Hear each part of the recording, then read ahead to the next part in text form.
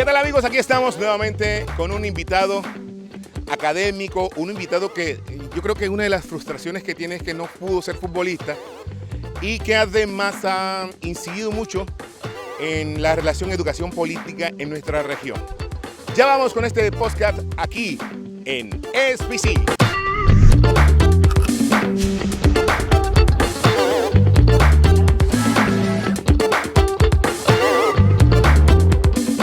Aquí estamos con nada más y nada menos que una persona que viene de un barrio monteriano muy popular, pero que a partir de su proceso y de la movilidad social en el campo educativo ha logrado estar en unos escenarios importantes y ha incidido en los procesos educativos de la región. Él es Jairo Torres Oviedo. Jairo, buenas, saludo cordial desde SBC, aquí en este escenario que probablemente hace unas décadas, unas 2, 3 décadas, tú caminaste un poquito más flaco y comiendo mango con sal. Cordial saludo a ti, Emil, por supuesto a todos los que siguen este espacio importante de tu programa. Aquí en esta cancha que ustedes ven allí, ahí jugué fútbol yo. No es que yo no sé, yo sí fui futbolista. Lo que pasa es que yo integré en la selección de fútbol de la Universidad de Córdoba, pues cuando yo ingresé aquí a primer semestre, aquí hacíamos los campeonatos interfacultades. Y organizábamos, y mi semestre, que era el primero, sacaba su equipo y jugábamos aquí, pero además de eso, la unidad de deporte de la universidad de esa época convocaba para conformar la selección de fútbol de la universidad, y en la cancha de fútbol allá nos convocaban 100, 120 estudiantes para seleccionar 20, 25 estudiantes, que era el equipo de la selección de la universidad. ¿Qué posición? Yo era delantero. Uy, quieto. Delantero, jugué mucho fútbol. Era muy veloz, tengo que decirlo, y hice goles aquí extraordinarios, como hice goles extraordinarios en esa cancha. Lastimosamente en esa época no existían los celulares, sino ahí estuviera eso como referencia. ¿Cómo lo hubieran dicho a usted si hubiera sido futbolista? A Iván Valenciano le decían el bombardero, a Carlos Valderrama el pibe. ¿Y a usted cómo le diría? No tenía ningún apodo futbolístico en ese entonces. Lo que sí le puedo decir que era muy habilidoso, porque es que yo venía de un barrio donde uno jugaba playón, y playón a pie descalzo. Sí, entonces uno desarrollaba unas habilidades que cuando venía a estas canchas, pues esas habilidades eran evidentes. Entonces sí, yo jugué mucho fútbol. Incluso, Emil, tengo que decirte, aquí en esta misma cancha hace 4 años me lesioné en una jugada que hice allí, en esta cancha, y me partí los ligamentos cruzados, y eso me generó una cirugía de reconstrucción de ligamentos y de meniscos, y a partir de ahí he dejado de jugar fútbol. Jairo Miguel Torres, ¿cómo fue su vida en el barrio? Miguel, ¿verdad? Sí. ¿Y por qué eso, Jairo? ¿Por qué? Porque generalmente tus nombres son una herencia. En el caso mío, mi primer nombre es porque mi papá se llama Emil, y de segundo porque soy el segundo Emil de la familia. No, sabe que nunca le he preguntado a mi mamá ni a mi papá ese nombre, ¿sabes? No, nunca lo he preguntado. No es común en mi familia, aunque yo a mi hijo sí le coloqué mi nombre, pero hacia atrás no hay referencia en mi familia que yo conozca de ese nombre, ¿sí? Y bueno, la infancia de uno en el barrio, los que hemos tenido la oportunidad, una oportunidad distinta a la generación de niños de hoy, era la calle, playón, a pie descalzo, esa vida feliz y libre que se tenía en esa época nuestra, ¿no? Hoy pues hay inseguridad, hay otro flagelo. Era una época muy sana y digamos la calle era el escenario donde uno se relacionaba, la calle era el escenario donde uno construía amistades, amigos, ¿sí? Entonces fue una época de infancia y de juventud muy bonita, de amigos, de compañeros. ¿A usted le tocó venir del barrio a pie alguna vez acá a la universidad? Claro, mire, yo viví en el barrio Mundo López, cuarta etapa. Eso queda en el sur de Montería. Y a mí me gusta recrear esto, digamos, en la descripción. En esas épocas yo llegué a ese barrio cuando tenía entre 9 o 10 años, porque en principio nosotros vivíamos en el barrio Galilea, luego nos mudamos al barrio Balboa, arrendados, mi papá, mi mamá, mis hermanos, y mi mamá recibió una platica de la herencia de su papá, y recuerdo que recibió 40,000 pesos, y con esos 40,000 pesos se compró un lote allá en el barrio Mundo López. Eso era playón, eso eran unos playones gigantes. y ahí compré un lote y con el restico de la platica construimos una tipo de enramada de bloques acostados con un techo de zinc. Y ahí nos fuimos a vivir. No existían calles, eran caminos. Era tan despoblado eso que el punto más cercano era Almaviva. De ahí para allá era Playón, no existía Mogambo. Claro. Y el otro punto más cercano era el terminal de La Pradera. De ahí para allá era Playón. La energía era con cables pirateados. El agua había que buscarla en unas albercas gigantes con carretillas. Y así se fue construyendo ese barrio. Se fue construyendo ese barrio a lo que es hoy y se fue urbanizando todo eso alrededor. Pero era una infancia así, en esas condiciones. Digamos, ese era el escenario donde yo crecí. Era lo que veía, no veía otra cosa diferente. Y yo estudiaba en una escuela que era la Escuela Cristóbal Colón, que quedaba en el Camajón. Yo me iba de Mundo López, pasaba todo el cementerio del barrio P5, el Boston, pasaba por P5 y llegaba totalmente acá. Era la época de los palos de almendro, uno los comía. Eran las calles polvorientas y uno iba como pelado, se montaba en el palo mango, el palo de almendro, que era una fruta grande, y uno se la comía. Entonces, pero iba usted, en la mañana. Oiga, qué pena le interrumpo. ¿Usted no rompió nunca las coquitas del almendro? No. Pero era un pelado de calle, era habilidoso, como era flaquito, pues me la mantenía de ahí para allá. Entonces, uno en ese entonces, los primeros 2 o 3 años de la primaria, uno iba en la mañana y por la tarde. Eran 2 jornadas, recuerdo yo. Y ahí terminé la primaria y luego fui a estudiar el Colegio Nacional José María Córdoba, que me quedaba acá en este otro costado, iba a pie. Y también de la misma manera, así estudié en el Colegio Nacional José María Córdoba y ahí terminé mi secundaria y luego ingresé aquí a la universidad. Entonces, claro, aquí me venía a pie porque yo acostumbro a caminar la ciudad. Si alguien conoce esa ciudad en el sur, soy yo. Obviamente, no es el sur de hoy, ¿no? Pues era mucho más delimitado, toda esta zona de La Granja, Santander, el Cerro. ¿Hay algo que usted extrañe de aquella época? Caminar esas calles.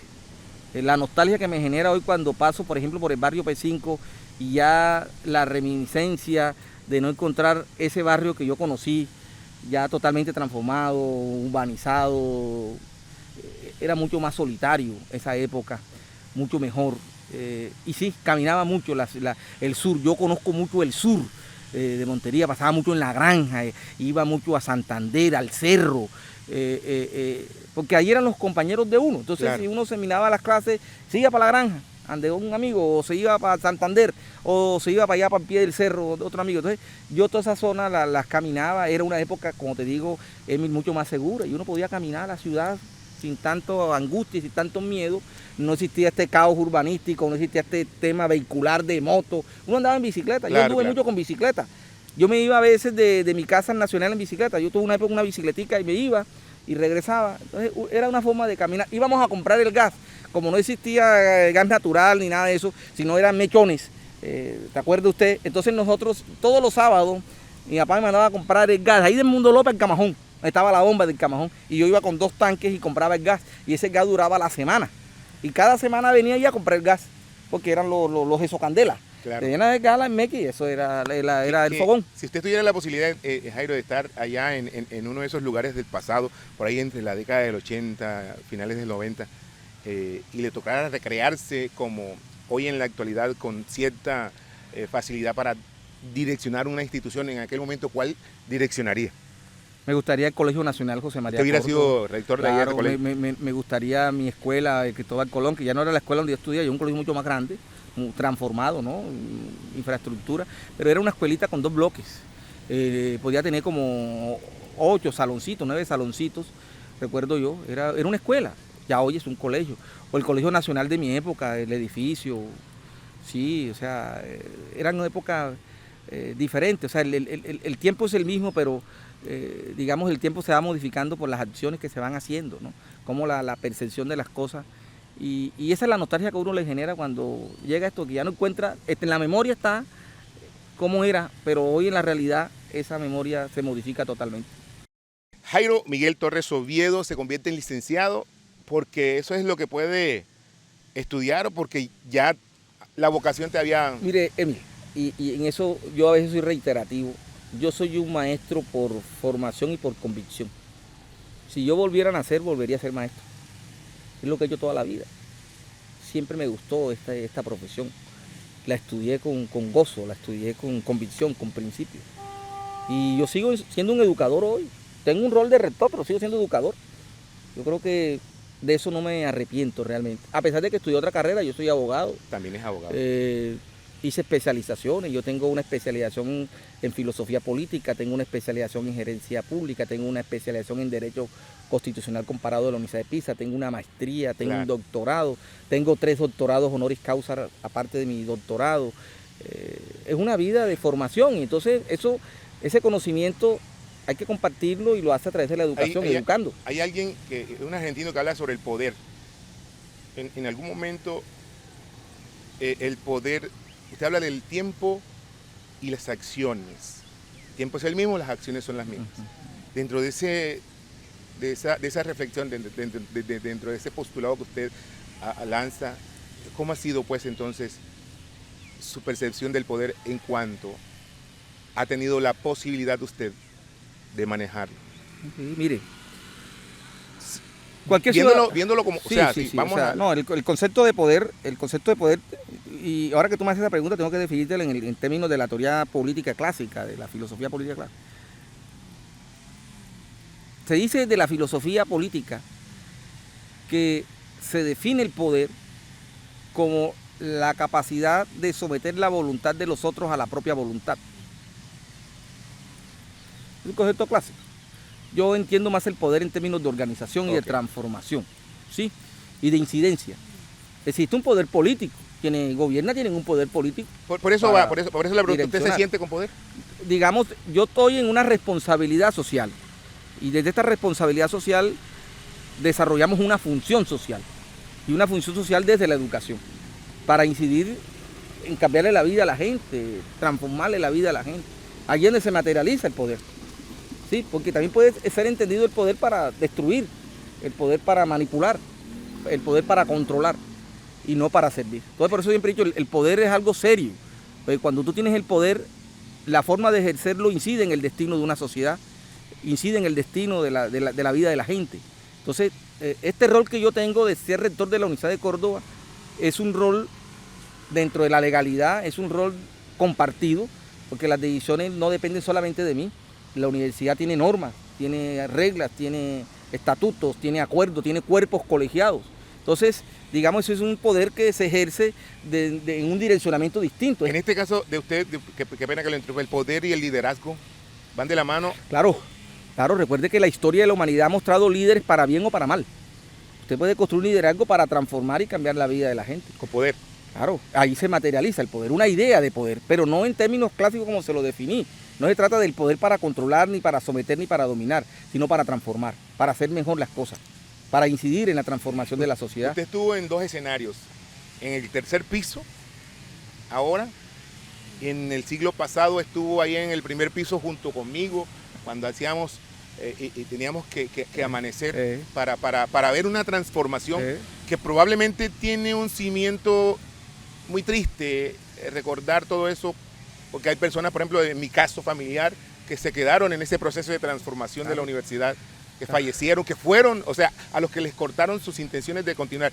Usted ha tenido ese privilegio, como el privilegio que siempre digo con los que charlo, que tenemos los que vivimos entre 2 siglos. Usted ha vivido en el 3er piso administrativo, usted me entiende lo que le digo, y ya también ha sido ese que camina por el 1er piso. Pero mire, ahora que usted me hace esa pregunta y se la respondo, y ahí en lo que le voy a responder está definido a su pregunta del poder. Sí, usted conmigo compartimos los escenarios de estudiante, lo que es ser estudiante en esta universidad. Y los padecimientos y las angustias y las vicisitudes que nos tocó. A veces no tener con qué comer aquí, no tener con qué tener unas copias, trabajar como lo hacía yo, que vendía leche y que me tocaba hacer los trabajos de la calle, porque el horario que teníamos aquí no los permitía. Recuerda que nosotros estábamos a las 4 o 5 de la tarde, era un horario nocturno, y el día lo podíamos trabajar, y yo trabajaba en distintos oficios para poder sostenerme, para poder tener con qué vivir, ¿sí? Porque, digamos, en ese entonces las políticas de la universidad y las políticas del Estado no lo permitían.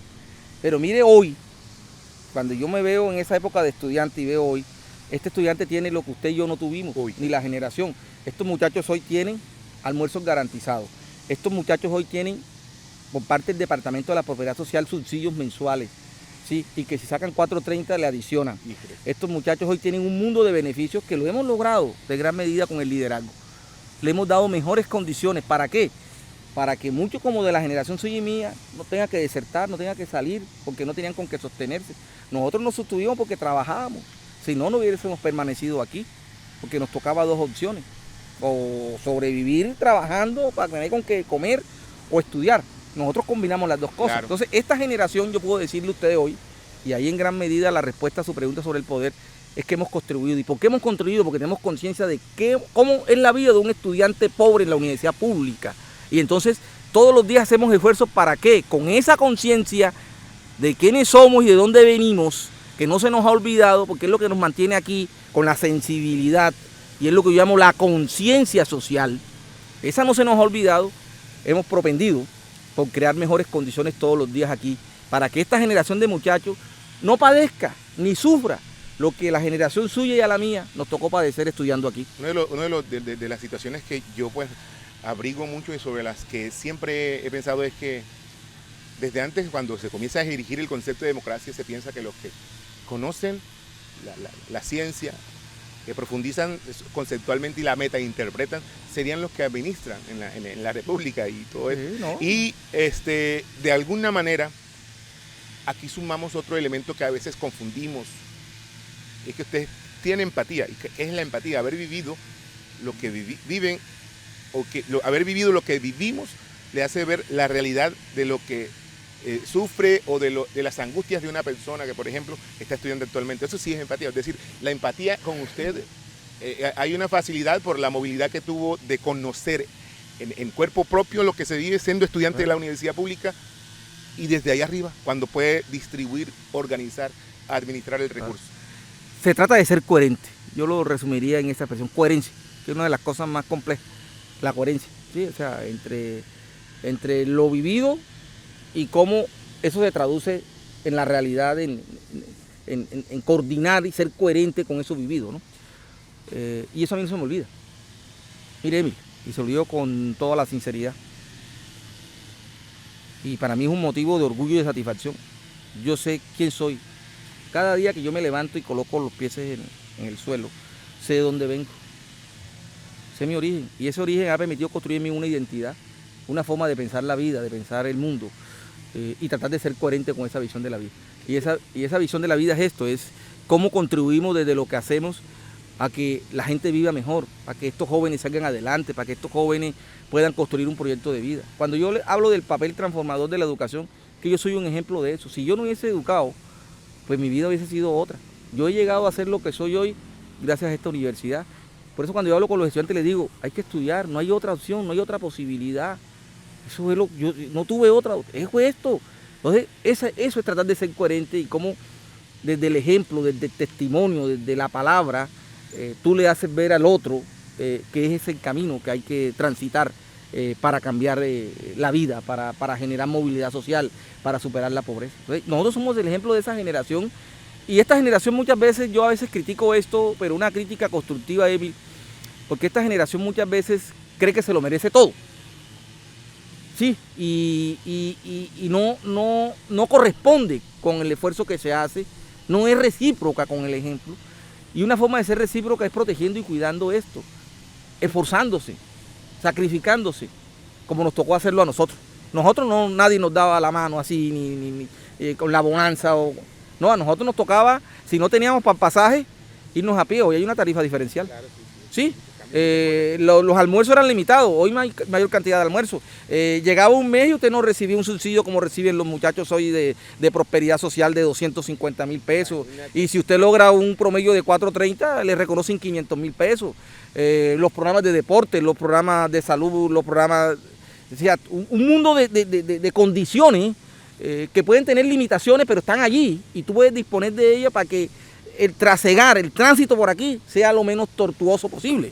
Pero a usted y a mí no nos correspondió nada de eso. Entonces mire cómo las generaciones se van evolucionando y cómo esta concepción de lo público evoluciona y cómo esta concepción de derechos evoluciona, que es hacia donde tenemos que apuntar, pero también eso tiene una reciprocidad y es cómo construimos conciencia de esos beneficios a quienes son beneficiarios para que defiendan, protejan y cuidan esto, para que las generaciones que vengan la encuentren igual o en mejores condiciones a como hoy ellos lo están recibiendo. La resistencia actual en los estudiantes obviamente hay un sentimiento volitivo, ellos probablemente están motivados por algunas situaciones, pero en nuestra época las cosas en la universidad fueron parecidas o no cuando había resistencia. Usted estuvo en la resistencia, o estuvimos claro. En la resistencia. Mi manera de expresarla era cantando, la de usted fundamentada en el discurso. En el discurso, así es. Mi manera era artística, era haciendo esto. Así es. Usted, pero, ¿qué pasa hoy cuando usted ve esa resistencia y la ve de la manera en que se ejerce? Mire, hay una línea común, y es cuando uno es joven, uno es resistente y renuente a cualquier forma de autoridad. Eso es inherente en los jóvenes, a rechazar cualquier forma de autoridad, el papá, la mamá, el Estado, el rector. Hay una propensión, si se quiere, a generar ese tipo de rebeldía, de resistencia, de no acatamiento a ninguna forma de autoridad, ¿sí? Y ahí consiste la educación. Son etapas evolutivas, como usted menciona, normales en el desarrollo de los jóvenes.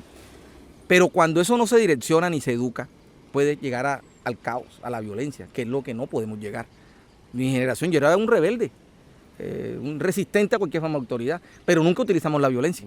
Nunca. Era la posición contestataria, deliberativa, de cuestionamiento. O la simbología, los signos. Sí. Los signos en la cuestión. Yo recuerdo el palo de coco, recuerdo las sillas. La silla, o recuerdo usted cuando exigimos democracia institucional y esta biblioteca que está en construcción nos las tomamos como por 2 meses y nos tomamos la universidad.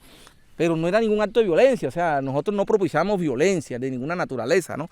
Era ese conflicto ese conflicto, claro, es que una sociedad es mejor porque tiene mejor nivel de desconflicto. La sociedad una sociedad no es mejor porque no tenga conflicto, no, una sociedad es mejor porque tiene conflicto, pero que sean conflictos racionales. ¿Qué son los conflictos racionales? Los que se expresan a través del discurso, de la palabra, de la deliberación pública, que es lo que yo invito aquí en la universidad, cuando se presentan todo ese tipo de iniciativas de desconocimiento del orden, de la autoridad. Vamos a la deliberación, porque en la deliberación es que usted puede argumentar y defender posiciones alrededor de un tema o de un problema. ¿Han ganado los que han sido resistentes cuando van a la mesa y dialogan con usted? ¿Quién ha ganado, usted o ellos, o han llegado a un acuerdo? No, gana la institución, porque muchos de esos desencuentros es por desconocimiento del orden institucional, del funcionamiento institucional, de los procesos. Entonces se generan traumas y se expresan a veces violentamente o con posiciones radicales, pero cuando nos sentamos y tenemos la posibilidad serenamente de dialogar y de explicar, se entiende y se comprende, y es allí donde se fortalece la institución. Siempre cuando se dan conflictos y se superan los conflictos, gana la institución. Porque comprendemos, porque conocemos, porque elevamos el nivel de conocimiento de nuestra realidad, de nuestro entorno. Así que los conflictos son buenos. Lo que hay es que excluir de la expresión de los conflictos cualquier forma de violencia. ¿Por qué? Porque la violencia nos degrada, porque la violencia es la irracionalidad. ¿Cómo enseñamos eso, Jairo? ¿Cómo enseñamos eso? ¿Cómo enseñamos eso desde la institución? Esa es la dimensión humana de la convivencia. Es que hay que aprender a convivir. Miren, nosotros en Colombia no hemos aprendido a convivir, por eso no hemos superado la guerra. Tenemos que aprender a convivir, ese es el liderazgo de los profesores.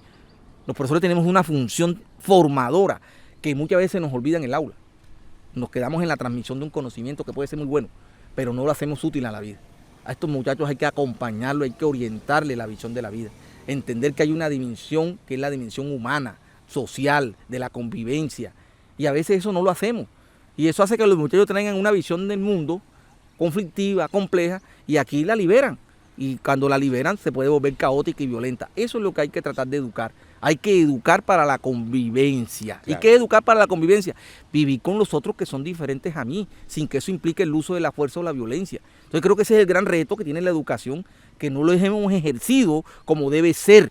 Por eso Colombia sigue siendo una sociedad violenta. Que la violencia no solamente la expresan, claro, Emil, los actores armados que están en arma contra el Estado. La violencia es cuando usted sale y el señor de la bicicleta, el señor de la moto, el del carro. Hay unos niveles de agresividad tan grandes que terminan siendo caóticos y violentos. Vamos a una parte que de pronto... Jairo Torres también es papá. Papá es esposo. Sí. Jairo Torres es una persona que normalmente... llora, ríe, ¿sí? Así es, así es. Y por eso le digo, cuando le hablo de la rebeldía, es que yo tengo 2 hijos, un hijo de 18 años y una de 17 años. Y una rebeldía tremenda a la autoridad. Por eso le puedo decir que aquí también se reproduce lo mismo. Se da en la casa y allí el papel educador de acompañar esa rebeldía, que esa rebeldía se encauce con sentido, y no se vaya a desbordar o a desviar hacia otros escenarios que pueden ser peligrosos y violentos. Entonces, mis hijos son rebeldes. Sí, y esa rebeldía, por eso yo la comprendo cuando estoy aquí direccionando la universidad. Me encuentro con estudiantes rebeldes a cualquier forma de autoridad, como yo también lo fui cuando fui estudiante. Entonces, digamos, esa es una comprensión. No justifica, pero comprende pues, la conducta, los comportamientos, etcétera, etcétera. Que muchas veces, Emil, esas rebeldías son manipuladas. Siempre hay otro que esté manipulando y tratar que eso se desvíe por los cauces incorrectos. Pero bueno, ahí está el papel de la educación. Tengo mi familia, tengo un hogar con mi esposa, que también es maestra, es una profesora. ¿Más de 2 décadas casado? Sí, yo llevo 24 años de casado. Mi esposa era estudiante aquí junto conmigo en la Universidad de Córdoba. Ella terminó un año antes que yo. Nos casamos, llevamos 24 años de casado y tenemos 2 hijos. Mis hijos estudian, son estudiantes ya universitarios, ¿sí? Y bueno, ahí hay un proyecto de vida que hay que sacar todos los días adelante, que hay que esforzarse. Por eso cuando yo veo a mis hijos, veo mi proyecto de familia, pues también es el proyecto de esta universidad, porque aquí también se realizan jóvenes y se realizan familias, se realiza la sociedad, y esto entonces hay que cuidarlo y hay que conservarlo y protegerlo. Hay una etapa, ya en esta etapa que usted tiene, que es la que está cosechando, yo diría, toda la alimentación de todo ese acervo cultural que usted maneja, que está dirigido sobre, obviamente, potencialmente sobre un conductualmente académico, ¿sí? Porque usted, obviamente, habla de espacios, pero también habla de los tiempos, y en esos tiempos usted ha consumido teorías y ha planteado muchas cosas, y esto lo ha llevado a un liderazgo a nivel nacional. Jairo, esa responsabilidad que ha recaído en usted en los últimos 4 o 3 años, cuando en el departamento de Córdoba se hablaba de las, ¿cómo eran estas cuestiones hemofílicas? ¿Cuándo? De las cuestiones de corrupción. Estaba Jairo Torres hablando de educación en otros escenarios con los actores políticos colombianos.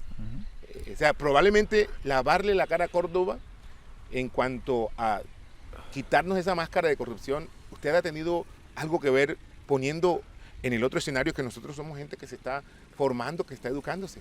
Así es, Emily. Usted toca un tema. No siempre esta pregunta que usted me hace es objeto del análisis generalizado en una sociedad como la nuestra. Nuestra sociedad gira alrededor de coyunturas, ¿no? Más en función del escándalo o de la noticia mediática que de lo esencial, de lo que le da sentido a un orden social, de lo profundo. Y es lo que nosotros desde la UNICEF hemos tratado de construir, darle sentido a esta sociedad, darle sentido desde lo que hacemos, ¿sí? Para que esto trascienda y no quedarnos en lo coyuntural, en lo mediático, en lo escandaloso, que es lo que hoy a los medios de comunicación les genera rating. Nosotros hacemos otra labor y tratamos todos los días de que esa labor sea mejor. Por eso nuestro liderazgo, por ejemplo, de visibilizar problemas estructurales de este departamento, el caso de cobertura universitaria, el caso de analfabetismo, muchos temas. Y ahí lo hemos venido trabajando porque lo que tratamos es que esa institucionalidad entienda esto, lo comprenda y lo integre a una visión de desarrollo colectiva. ¿Sabe por qué también va usted sabe que Córdoba a nivel educativo en Colombia no está en los primeros lugares, pero ¿quién está direccionando ahora ese papel en cuanto a universidades públicas a nivel nacional?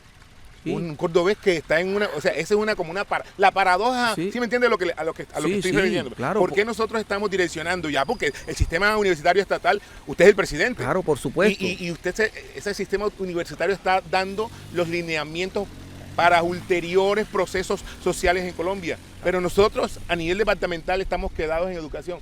Eso es una paradoja. Eso, yo sí que usted me entendió lo que le estoy diciendo. Sí, ¿por qué? ¿Cómo logramos eso? Y esta es una sociedad que vive sobre la base de paradojas, ¿no? Las paradojas son eso que yo le decía al principio, las incoherencias, de que tengamos algo y vivamos de otra manera. Entonces nosotros tenemos una universidad que la podemos democratizar y masificar en Córdoba para elevar el indicador de cobertura que hoy es del 23%, pero no lo hacemos. Es paradójico que tengamos un medio de transformación social y no lo estemos utilizando en esa dirección. Son las paradojas. Esta sociedad está construida sobre paradojas. La vida misma es una paradoja. Sí, por eso le hablaba de las incoherencias y lo que uno pretende es tratar de ser coherente. Así que, digamos, en el caso de la Universidad de Córdoba, yo siempre digo, ahí está la institución, cuestiónenla. Ella está abierta a la crítica. Pero si usted mira lo que hemos hecho nosotros en los últimos años aquí, los resultados son evidentes. Por eso he dicho, cuestionen al rector por sus resultados. Mire, Emil, cuando yo llegué aquí en el 2015, usted sabe cómo llegué yo. Me iban a cerrar la universidad porque yo no era invitado a esta fiesta. El audicionado para ganar no era yo. Y ganamos. Y yo me comprometí con esta comunidad a regionalizar la universidad, a acreditarla, a acreditar sus programas. No estaba acreditada, hoy está reacreditada. Teníamos 3 programas acreditados de alta calidad, hoy tenemos 16.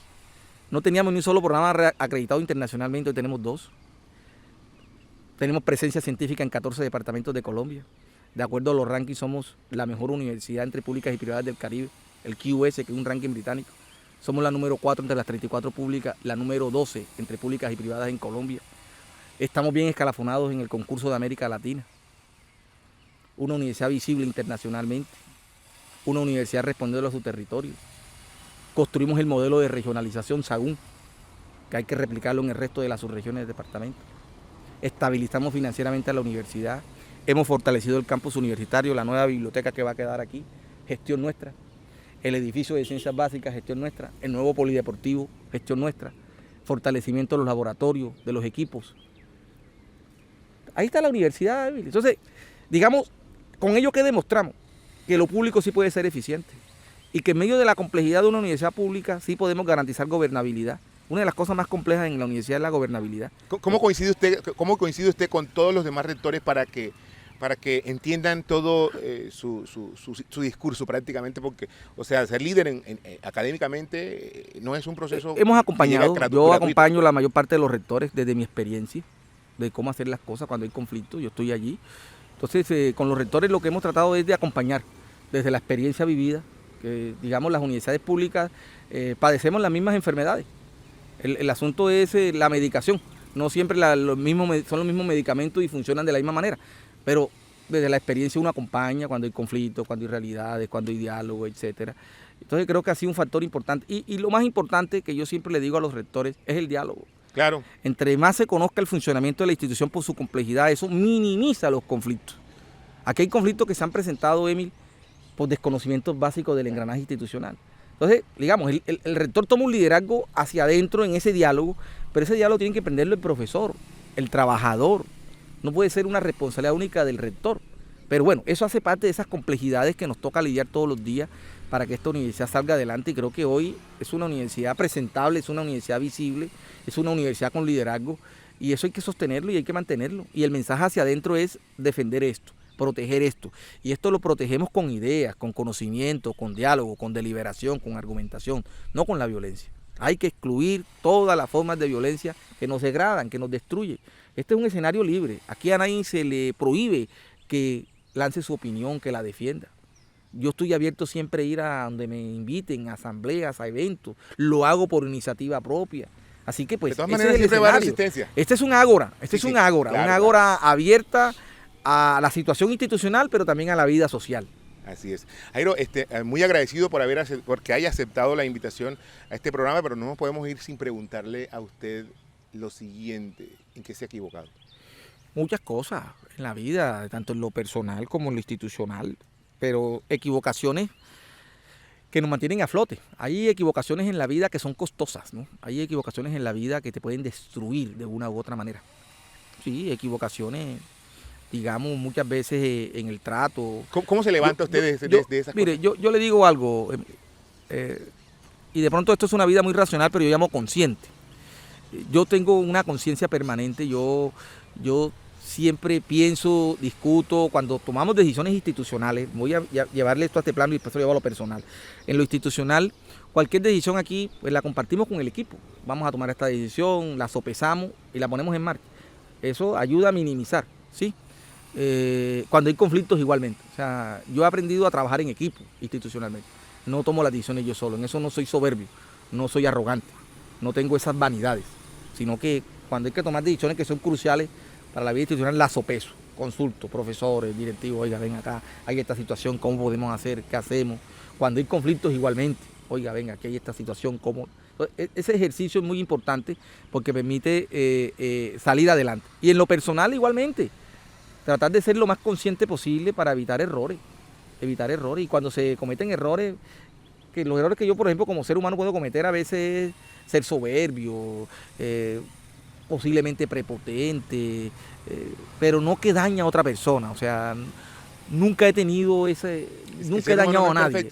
Nunca he dañado a nadie, ni en lo afectivo, ni en la interrelación interpersonal. Yo nunca, porque no soy un hombre de odio, no soy un hombre de pasiones. Soy muy racional en eso. Entonces, digamos, mis relaciones con los otros nunca son tóxicas, nunca son dañinas, no dañan al otro, no destruyen al otro. Nunca he tenido esa intencionalidad, nunca lo he hecho. Sí, a pesar que sobre mí siempre pesan esas toxicidades, claro. Pero le digo que mi vida no ha sido una vida en lo personal de traumas. Es un riesgo, diría yo, que es por administrar la cosa pública. Sí, aquí los riesgos son todos los días porque usted sabe que esto aquí tiene riesgo y aquí hay muchos intereses externos y muchos intereses dañinos y destructivos. Entonces con eso hay que sopesar todos los días y hay que tratar de minimizarlos para que los efectos que las decisiones generen no destruyan la institución ni destruyan a quien toma las decisiones. La universidad en su esencia liberal, esencia es liberal, sí. La universalidad es liberal. Un universo. Usted aquí, como quien dice, podría decir, las universidades tienen que tener un pensamiento. Lo que le quiero decir es preguntar, ¿derecha o izquierda? En la universidad cabe el mundo. La universidad es un universo. En la universidad confluyen todas las visiones, ideología, concepciones religiosas, sexuales, etc. Por eso hablaba de la convivencia. Eso es lo que hace que la universidad sea compleja, porque su complejidad está dada en su diversidad y su pluralidad. O sea, eso ha hecho que nosotros, esa ambigüedad o esos pensamientos han hecho que este país esté así. Cualquier forma de pensamiento construya, obstaculice la pluralidad y la diversidad, se vuelve traumático. Jairo, ¿alguna canción en especial que usted diga, esa canción me representa? ¿Cuál es? Hombre, muchas. Sobre todo del género vallenato. Sí, la de género vallenato, muchas. Por ejemplo.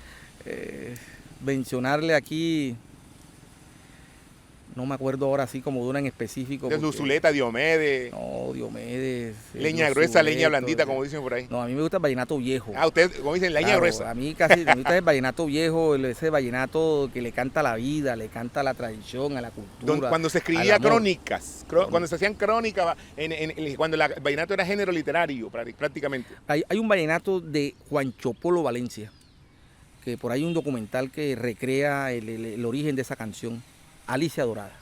Como Dios en la tierra no tiene amigos. Eso es un disco profundo por la connotación, por la historia que esa canción encarna del dolor, del amor. Ahí muestra la esencia del humano sin necesidad de ver acervos culturales, ni niveles culturales, ni nada. Esa Alicia Dorada me parece... llega a todos los niveles. Es una expresión, una poesía sobre el amor y sobre el dolor impresionante. ¿Algún plato en especial que le gusta a usted? ¿Qué mazamorra le gusta? ¿Qué mote le gusta? ¿Qué sopa le gusta? Usted sabe que los que nos criamos en el sur aquí, nosotros somos, como dicen en el actor popular, buena boca. Porque nosotros valoramos la comida, sabemos lo que significa la comida. Porque en nuestra infancia y nuestra juventud carecíamos de ella. Entonces, nosotros nos criamos en un ambiente donde valoramos la comida. Entonces, ¿qué significa valorar la comida? Y es que nosotros, lo que nos pongan, nosotros nos lo comemos. Sí, pero... yo me crié comiendo buen pescado, o sea que eso era típico aquí. En la época de Subienda, se acuerda que lo vendían en carretilla por las calles. Plátano, la yuca, el suero, el queso, digamos, esa es nuestra identidad. Mire, a veces nosotros no entendemos esto, Emil, pero nuestra identidad está en eso, ahí en nuestras raíces, en nuestra gastronomía, en nuestras tradiciones, en nuestro folclore, ahí está lo que somos. Y nosotros que venimos de aquí del Caribe, los que somos sinuanos, así es. Esa es nuestra identidad. O sea, ¿Qué porro? ¿Qué porro le gusta? No, el porro en toda su expresión. Yo creo que el festival del porro en San Pelayo es algo extraordinario. En estos días venía el alcalde por aquí y ahora va a haber una versión nueva en el Festival del Porro, que es el porro cantado. Qué bueno. Que es porro cantado, que va a ser una versión nueva. Pero digamos, el porro, al igual que el vallenato, son las expresiones de nuestra identidad, de lo que somos, de cómo a través de la canción y de las palabras recreamos y describimos nuestro entorno, nuestras fragilidades, nuestros amores, nuestros desamores, nuestras desaventuras, etc. Esa es nuestra cultura, esa es nuestra identidad. Profe, por último, yo le quiero preguntar algo que no se vaya a quedar en el tintero, porque obviamente esto es una entrevista más, iba a ser una entrevista humana, pero con usted hay que elevar el discurso. Es que usted fue el que me la llevó a otro escenario, porque usted cuando comenzamos hablando del barrio, si usted era profundizó en el barrio, todavía estuviéramos en el barrio. Sí, bueno, pero bueno, después yo le estuviera hablando de los amigos del barrio y le estuviera hablando de cosas que yo hacía en el barrio, por ejemplo. ¿Sabe qué hacía yo mucho en el barrio, Emil? Estas manos que usted ve aquí, que no parecen hoy, usé bastante carretilla para buscar el agua. ¿sí? Muchos años haciendo eso. Y vendía agua en carretilla. Óigase bien. Emprendimiento. Sí, emprendimiento. Cuando yo fui vendedor de leche, desde el 9º bachillerato hasta 6º semestre de la carrera, pues vendía leche en todas esas horas de Villa Jardín, Villa Rocío, Canta Claro, La Unión, todo eso. Años haciendo esa actividad, ¿vio? No sé. Entonces, si usted me hubiera preguntado del barrio... Tiene razón, pero logramos hacer un dibujo. Pero no, lo que quiero decir es que esa época del barrio fue una época muy interesante porque forjó en mí algo, Emil, el trabajo. Claro. Y cómo el trabajo uno lo realiza, ¿no? Y a pesar de todas las tentaciones que hay en el barrio, cuando hay carencia, el trabajo me puso en la vía correcta. El trabajo y el estudio. Así es. Porque descubrí algo, Emil, que pocas veces lo cuento. Descubrí que era buen estudiante y que me gustaba estudiar y que era fácil para aprender. Y eso me permitió avanzar distinto a otros amigos que le era más difícil aprender. Así es. A mí eso era un escenario natural y ahí está. Usted puede ir al Colegio Nacional y buscar las libretas mías y ahí están mis promedios. Y le digo otra anécdota, hablando del barrio. A mí nunca me fueron a buscar las calificaciones al Colegio Nacional José María Córdoba. A mí me la entregaba el profesor un día antes de lo buen estudiante que era. Y me preguntaba, Torri, ¿tú cómo estudias aquí? Yo decía, no, solo, profesor. O sea, anécdotas de la vida. Entonces, ¿qué le digo yo con eso? Y le transmito a los estudiantes. Hay que estudiar, Emil. Hay que estudiar. La educación definitivamente. Hermano, hay que estudiar. Yo no tuve un papá, una mamá que tuvieran patrimonio, cogieran profesionales. Yo la única forma de llegar a lo que llegué hoy era estudiando. Si no estudiaba, no hubiese podido llegar a lo que llegué. A propósito, dice usted, llegué hoy. Después de esto, después de este encargo social, ¿usted tiene otras aspiraciones o no? Aquí me preguntan lo mismo, ¿qué se imagina usted? No, mire, Emil, donde la vida nos coloque, seguiremos sirviendo. Yo creo que hemos servido, estamos para eso, porque cuando somos educadores, como lo es usted y soy yo, lo que hacemos es servir, formando. Yo he formado toda la vida, lo sigo haciendo. Aquí estoy en un rol transitorio. Yo regreso a mi salón de clase. Obviamente no sé dónde, porque yo no tengo estabilidad laboral en términos de que yo aquí estoy, termino de rector y tengo que salir a buscar trabajo para seguir trabajando, ¿no? Pero tiene los papeles para pero yo creo que en cualquier parte me pueden dar empleo, claro, ¿no? Que usted tiene los papeles, los títulos, la experiencia. En cualquier parte me pueden dar empleo. En cualquier parte me pueden dar empleo. Entonces, no, seguir educando, seguir formando y no sé, la vida es un misterio. Claro, sí. La vida es un misterio que develamos todos los días. Entonces uno no puede decir que va a pasar mañana o pasó mañana, no, hay que vivir el presente y ese presente construye el mañana, ¿no? Entonces, donde la vida nos coloque, pues seguiremos dándole lo mejor a este pueblo y a esta tierra nuestra, a los jóvenes, a la educación, a la sociedad. Yo creo que nos hemos formado para eso y la vida que usted se forme, la responsabilidad es mayor y el servicio debe ser mayor y estamos preparados para seguir sirviendo. Gracias, Jairo, por estar con nosotros aquí en ESPC. Emil Segundo Perestica, SPC. Gracias, Emil, a ti por darnos este espacio para compartir ideas como la hemos compartido hoy. Y el mensaje a los estudiantes y a toda la ciudadanía que nos está escuchando es eso. El esfuerzo, la dedicación, el estudio. Esas son las claves para el éxito de uno como persona, pero para incidir en la transformación de la sociedad. Gracias, Emil. A ustedes gracias por estar con nosotros y pronto llegaremos con más podcasts, más interview. Yo soy Emil Segundo Perestica.